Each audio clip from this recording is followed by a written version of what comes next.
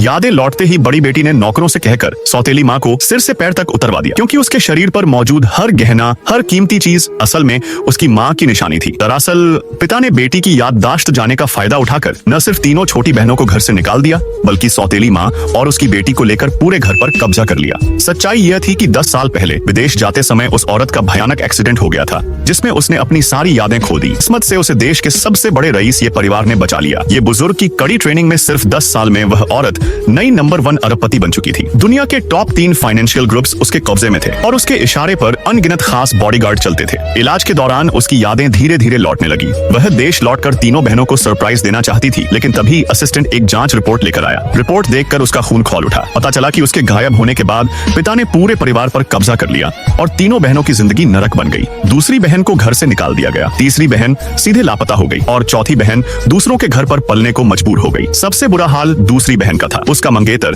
उसे अपनी white moonlight के लिए चलती फिरती ब्लड बैंक बना चुका था। हर महीने जबरदस्ती उसका खून निकलवाया जाता था। रिपोर्ट में लिखा था, आज ही उसका खून लिया जाना है। इतना सुनते ही बड़ी बेटी गुस्से से कांप उठी और ड्राइवर को सीधे अस्पताल ले चलने का आदेश दिया। और जैसा अंदेशा था, वहाँ दूसरी बहन वाकई फिर से खून देने पर मजबूर की जा रही थी। अपनी बहन की बेबस हालत देखकर बड़ी बेटी का सब्र टूट गया। उसने बिना एक शब्द बोले छिनमो को 2 जोरदार थप्पड़ जड़ दिए। 10 साल बाद अपनी बहन को सामने देखकर दूसरी बहन फूट फूट कर रो पड़ी और सवाल करने लगी, दीदी आप इन सालों में कहाँ थी?